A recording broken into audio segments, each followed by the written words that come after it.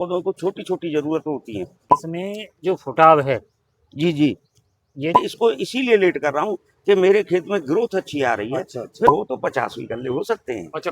नमस्कार किसान भाइयों, आज के इस वीडियो में जानकारी साझा करेंगे। ये जो आप धान फसल देख रहे हैं, धान फसल में पहले खाद का क्या सही समय रहता है, कितनी मात्रा में लगाएं, और पहला जो खाद लगा रहे हैं उसके साथ ऐसा क्या मिला के लगाएं जिससे धान फसल में ज़्यादा से ज़्यादा कल्लों का फुटाव हो, फसल की अच्छी से अच्छी ग्रोथ बढ़े, जिससे अंत में पैदावार ज़्यादा से ज़्यादा मिले। इस जानकारी के लिए किसान भाइयों हमारे साथ एक बहुत ही अनुभवी किसान हैं और साथ ही साथ कृषि विशेषज्ञ भी हैं। उनके माध्यम से जानकारी साझा करेंगे। वीडियो में बने रहें, चैनल को सब्सक्राइब कर लें। बात कर लेते हैं जो हमारे साथ कृषि विशेषज्ञ हैं। बहुत बहुत स्वागत है साहब आपको। नमस्कार जी, मेरा सभी किसान भाइयों को हाथ जोड़ के नमस्कार। सबसे पहले किसान भाइयों को अपना परिचय बताएं साहब। मेरा नाम जगमोहन सिंह है, जी। गांव बूढ़ी, पोस्ट सोनी, जिला मथुरा का रहने वाला हूँ। साहब हम आपके माध्यम से जानकारी साझा करना चाहते हैं। जो भी हमारे किसान भाई इस वीडियो को देखेंगे, जी समय है वो पहला यूरिया लगने का है। जी तो हमारे किसान भाई यूरिया की क्या मात्रा रखें, यानी कि क्या उचित मात्रा रहती है, कितने दिन की धान फसल में यूरिया का प्रयोग करें, और उसके साथ क्या लगाएं जिससे ज़्यादा से ज़्यादा फुटाव हो, जड़ें ज़्यादा से ज़्यादा फैलें। जी, पहला तो पॉइंट ये है कि कब लगाएं। जी तो हमारी जैसे फसल के अनुसार ही चला जाता है जी कि हमारी फसल अगर वीक आ रही है जी तो आप 15 दिन पर भी लगा सकते हैं। जी अगर फसल बढ़िया आ रही है तो उसको और आगे चलने दो। जैसे ये आप पीछे देख रहे हैं जी मेरा खेत, ये जो है 21 और 22 तारीख का लगा हुआ है। 21-22 तारीख का। 21-22 तारीख का लगा हुआ है, उस 23 में लगा था। तो ये 3 दिन में 2.5 दिन में करीब कंप्लीट हुआ था। तो लगभग आज ये हो गया 20-21 दिन। हाँ, 20-21 दिन का हो अच्छा, गया। तो आपने इसमें क्या क्या कर लिया है अब तक? मैंने इसमें अभी कोई डोज नहीं लगाई है, पर शुरुआत में जब ये धान रखा जा रहा था तो मैंने इसमें जिंक, फेरस, मैग्नीशियम डाल दिया था। अच्छा अच्छा हाँ, ये इसको छिड़काव करके घोल के ऊपर जी। और धान लगवा दिया था। अच्छा अच्छा तो न मैंने इसमें यूरिया डाला और न डीएपी डाला था पहले। अच्छा अब मैं इसमें 5 किलो से 7 किलो तक का यूरिया दूंगा। इसमें माइक्रोराजा दूंगा, एक कारटैप या फटेरा टाइप का कोई टेक्निकल ऐसा दूंगा जिससे कि इसके तनों में कोई कीड़ा गिड़ार न लगे। और इसमें एक मिक्सचर लगाऊंगा। मिक्सचर माइक्रोन्यूट्रिएंट का होता है। उसमें सबसे बढ़िया बात क्या होती है, उसमें जिंक तो 10% होती है जी। वो जो है रिएक्शन नहीं करती है यूरिया के साथ में। और अगर 33% लगाओगे तो वो रिएक्शन करेगी, क्योंकि उसमें माइक्रोन्यूट्रिएंट तो होते हैं जैसे कॉपर है, सल्फर है, मैग्नीशियम है, बोरान है, पीवी लेड है, ऐसे करके 8-7 तत्व होते हैं। वो उसको मिक्स करके लगा दो तो हमारे पौधों को छोटी छोटी जरूरत होती है, वो सभी उस मिक्सचर में से मिल जाएंगी। और माइक्रोराजा लगा दीजिए, जिससे माइक्रोराजा लगाओ या ह्यूमिक एसिड लगाओ या दोनों आधा आधा करके लगा दो। तो उससे क्या है कि हमारे जड़ों का विकास होता है। वो कल्ले फुटवाने का अलग तरीका है कि जब हमारी जड़ें ज्यादा विकसित होंगी तो पौधा समर्थ होगा। पौधा समर्थ होगा तो अपने आप कल्ले फोड़ेगा। तो कल्ले फूटने का कोई अलग से उपचार नहीं होता है। मैं एक चीज और पूछ रहा हूँ, मैं आपको रोक रहा हूँ कि आप बता रहे हैं कि आपने अभी इसमें यूरिया का प्रयोग नहीं किया है, लेकिन मैं देख रहा हूँ कि इसमें जो फुटाव है, जी जी, ये जो फुटाव दिखाई दे रहा है, हाँ, और इसमें काफी, जैसे इस पौधे को देखें, इसमें कल्लों की संख्या काफी दिखाई दे रही है। हाँ, 10-15 के करीब होंगे। और इसमें काफी संख्या दिखाई दे रही है।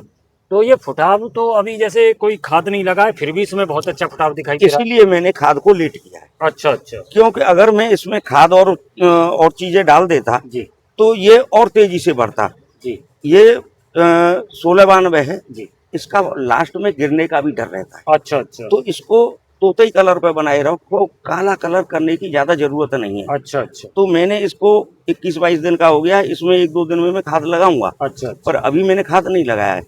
तो मैंने इसको इसीलिए लेट कर रहा हूँ कि मेरे खेत में ग्रोथ अच्छी आ रही है। अच्छा। फिर मैं क्यों जबरदस्ती खाद ज्यादा लगाऊं। मैं एक बार लगाऊंगा, फिर देखूंगा जब 35-40 दिन का हो जाएगा तो फिर इसमें और थोड़ा बहुत कुछ न कुछ जैसे डाई या यूरिया लगा दूंगा हल्का जी। अगर ये मांगता है तो। और नहीं मांगता है तो फसल को पकने दो, अपने आराम से आने दो। जब हेल्दी फसल आ रही है और अच्छी फसल आ रही है, उससे छेड़छाड़ करने की क्या जरूरत पड़ रही है। अच्छा, अच्छा, ये तो आपकी फसल देख ली, बहुत अच्छा इसमें ग्रोथ है, फुटा भी अच्छा है। जी। तो सही समय रहता है 15 से 20 दिन के आसपास जी, पहला खाद लगाने पहला का। खाद लगानी है, जैसी जैसी आपकी फसल हो वैसा वैसा टाइम चूज कर लो। और एक बात, जी। जब आप खाद लगाएं तो खाद में पानी भरा नहीं रहना चाहिए। अच्छा अच्छा। पानी ज्यादा भरा हुआ होगा तो देखो दो बातें होंगी जी कि जैसे पानी वाष्प के साथ उड़ेगा, जी यूरिया उसमें घुल जाएगा, जी तो नाइट्रोजन ऊपर चला जाएगा जी। और कुछ लीज होकर के अंदर धरती के चला जाएगा, तो पौधे को तो उतना ही मिलेगा, थोड़ा बहुत। जी अगर हम चिपचिपाते पैरों पे, जैसे अभी मैं इसका पानी सुखा रहा हूँ जी। और 2 दिन में पानी सूख जाएगा, तब मैं इसका जो है लगाऊंगा, अच्छा क्योंकि हवा बड़ी तेज चल रही है तो इससे जल्दी सूख जाएगा। जी। तो 2 दिन बाद खाद लगाऊंगा। तो कहीं पानी भरा हुआ, कहीं नहीं भरा हुआ, ऐसे चिपचिपाते में पानी लगाओ, वो खाद लगाओ, तो 2 दिन में ही उसका रिजल्ट तुम्हें दिखाई देने लगेगा अच्छा अच्छा। कि फसल में 2 दिन में ही रिजल्ट आ जाएगा कि हाँ मैंने इसमें खाद या कोई दवाई लगाई थी, तो वो फर्स्ट क्लास फसल आएगी। अच्छा, यूरिया की पहले जो खाद है पहला, उसमें क्या उचित मात्रा रखें किसान भाई? हाँ, ये आप 5 किलो से 8 किलो तक यूरिया रख सकते हो, जैसी जैसी फसल हो। अगर कमजोर फसल है तो 8 किलो लगाओ पर बीघा, यानी एकड़ में 40 किलो। जी। ठीक है ना। और 25 से 40 किलो यूरिया डाल सकते हो, ज्यादा यूरिया डालने की जरूरत नहीं है, क्योंकि इससे और भी नुकसान होते हैं। फसल में जड़गलन आता है, फिर उसके लिए भागते फिरोगे कि भाई हमारे में जड़गलन आ गई, इसकी दवाई दो, या और भी परेशानी आती हैं। फसल को गिरने के चांस भी ज्यादा रहते हैं, अच्छा अच्छा। क्योंकि उसका तना जो है पोला हो जाता है, अच्छा अच्छा। वो टाइट नहीं रहता है। अच्छा तो यूरिया से कोई ज्यादा बड़े लाभ नहीं होते। यूरिया केवल किसके लिए दिया जाता है? यूरिया केवल दिया जाता है इसमें क्लोरोफिल बनाने के लिए। अच्छा अच्छा। अब क्लोरोफिल तो भगवान की कृपा से सूरज भी बहुत बनवा रहा है, जी तो फिर इतनी यूरिया की जरूरत क्या है? यहाँ कोई, ये यूरिया चला था मौसम खराब में, जब हमारी फसल पीली पड़ जाती है जी तो हम यूरिया देके उसको एक्स्ट्रा क्लोरोफिल बनाने के लिए प्रेरित करते हैं। जी। जैसे जाड़ों में कोहरा हो जाता है, तो यूरिया का विकास वहां से स्टार्ट हुआ। अच्छा। अब हम यूरिया को लेके गर्मी में भी भाग रहे हैं, जाड़े में भी भाग रहे हैं, बरसात में भी भाग रहे हैं।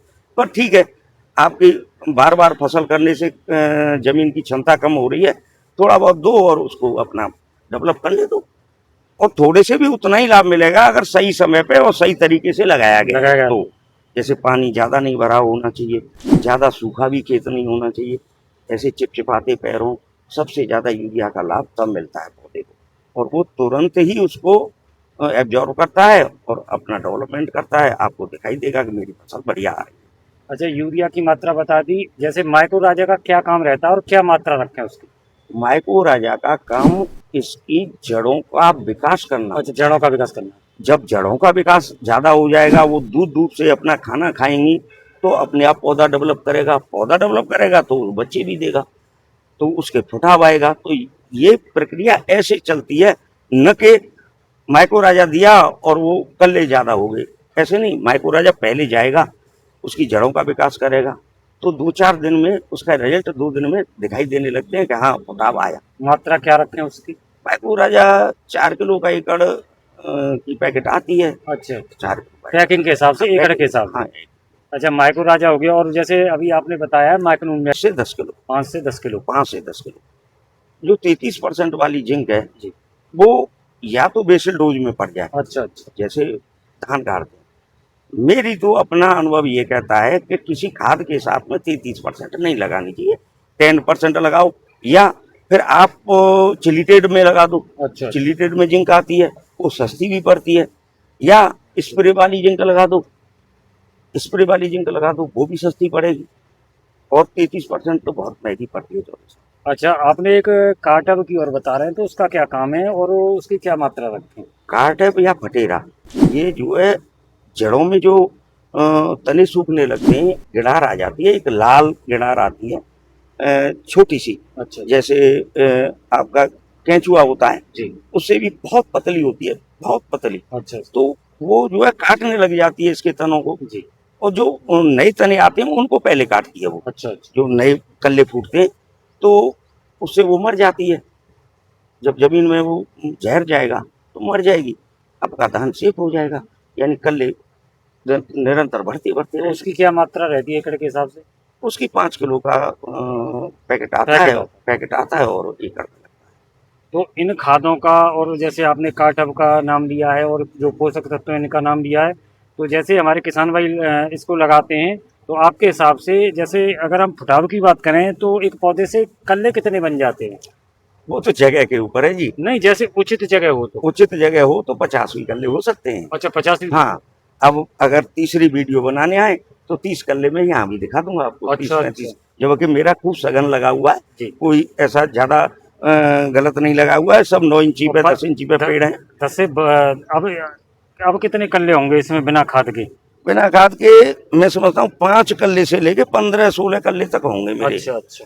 किसी कोई पेड़ कमजोर है तो उसमें 5 भी होंगे। हाँ हाँ आप भी कैमरे से दिखाओ। हाँ, ये दिखाई दे हाँ रहा है। हाँ, अभी तक खाद नहीं लगा है। अभी तक खाद नहीं। तो ये जो आपने बताया है ये उचित है पहली डोज के लिए? पहली डोज उचित है। उचित है। फिर जैसे जैसे हमारी फसल की जरूरत होती है वैसे वैसे हम आगे भी लगा सकते हैं, क्योंकि खाद हम 45 दिन तक ही लगा पाते हैं। इसमें 45 दिन के बाद में इसमें खाद नहीं लग पाता। खाद नहीं लग पाता। हाँ, चाहे 2 डोज लगा दो चाहे 3 डोज लगा दो।